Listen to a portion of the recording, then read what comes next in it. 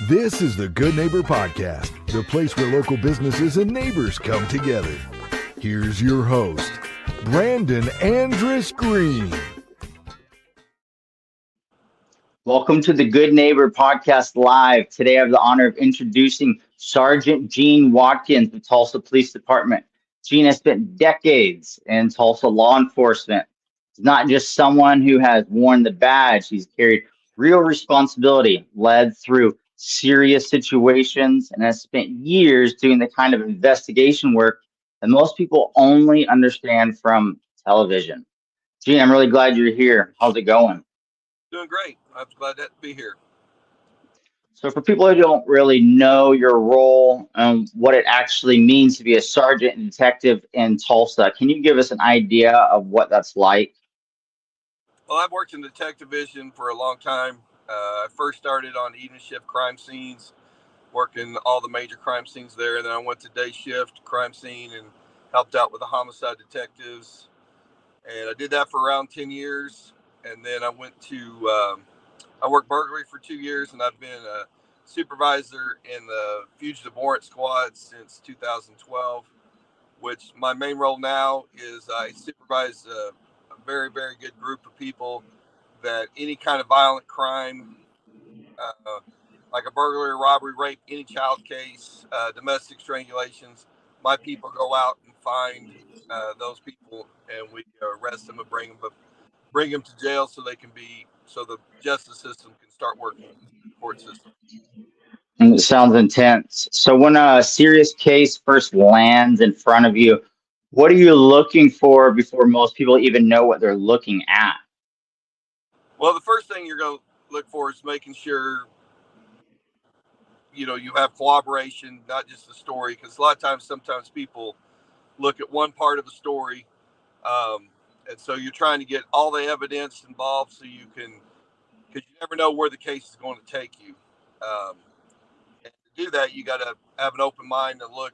I try to explain to all our younger detectives that there's investigations like a baseball game. First base is what you think, second base is what you know, and third base is what you can prove. And that's how you Wow. go home. And a lot of times when people get in trouble is because they believe something to be true, but they can't prove that it's true. And then that's how cases get lost, and that's how people get. Is that a fairly common scenario where in the beginning you guys think it's one thing, but in the end it's something wildly different? Oh yes, I've been on homicide cases where we brought someone in, did the interview, and I thought, you look at the circumstantial evidence, you think for sure that person did it.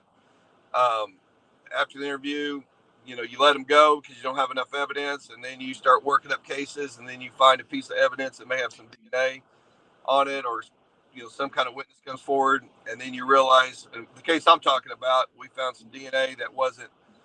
It was a stabbing case, and on the victim had stabbed themselves too, which is common when people do stabbings, that they actually cut themselves also. And we found that evidence, tested, and then we finally matched it to a totally different person. Wow. So what separates a real detective from the TV version everyone has in their head? Well, probably the closest to how it really is was there was a show. I don't know, it's been picked up again. I think they're not making anymore in Tulsa, but it was called The First 48, and that actually followed the scenes, through the interview, through the whole not the whole process, but a lot of it was probably the closest actually show that I've ever seen that actually kind of gives an insight. It still can't show everything. Right. Praise God. Well, like, for example, CSI, you have the detective works the scene, also does the lab work, results. We have a lot of layers in Tulsa. That's what makes the Tulsa Police Department has the highest homicide solve rate in the nation. Wow. That's why the First 48 stayed for so long, was because no one wants to watch a show where you don't know what happened at the end. Right. The Tulsa, from the history, long before I was there, long after I'm gone, they've actually have always had very, very, very high solve rates. And I think a lot of that is because we have different layers. Like The one that the crime scene detective collects the evidence. The detective does the homicide detective does the interview. Then it goes to a lab that doesn't know anything about the case. The ME doesn't know about the case. They just know what they're finding. And there's a lot of layers to protect not only the integrity of the case, so you actually prove who did it without someone kind of budging it or something. Yeah, it's important. So you've had to make decisions when stakes are high and facts are still coming together. What keeps your judgment from getting hijacked by the moment? Unfortunately, it comes with being in a lot of those situations. So you've seen something 100 times, you're just going to be better at it. But you also have to stay focused that you don't overlook things. And for us, we arrest people that don't really want to be arrested, so we have to do that highest safety record. For example, our unit arrested 417 violent offenders last year, and we only had 6 uses of force, and none of them deadly. And three of them were what we call handholds. 2 of them were where we shot pepper ball inside a residence to make you come out. So and then the other one was a canine bite. So there's not. People think we have a lot of uses of force, which is not really an accurate statement. After decades in the force, police officers aren't getting in shootings all the time like people like to portray. Yeah, I guess that's just on the media and the news and TV. Correct. So after decades in this work, what has this taught you about people? A lot of times people aren't what they seem, and sometimes I see a lot of good in people, but then I've also seen some people that are not very good. And I think when I first started, I was real naive. When I graduated college, I have a business degree. I never really planned on being a policeman, and I kind of had a concept that the people were really pretty good. But then I realized that sometimes there are some people out there that are just kind of they are evil. Yeah. So what do younger detectives usually have to learn the hard way before they're ready to carry the real responsibility? Well, the longer you're a detective, the better you get. But unfortunately, sometimes the best way to learn is when you go to court and you get beat up on the stand by a defense attorney. And sometimes it's not necessarily what the detective did wrong. It's just some things that they didn't look for. And because the defense attorneys are very good about concentrating on certain things and make it a bigger deal than what it kind of is. And you have emotions with a jury trial, and sometimes they need it. They don't do the work that they should do. Not that they're trying to do bad work. It's just they didn't think of something, and they get better after. Unfortunately, I say sometimes when you get off the stand, you look like Rocky 1, if anyone still remembers that movie. So. Mm-hmm. So when you look back over the years serving Tulsa, what are you most proud of? A lot of the cases that we brought forward, some people, some peace to some families.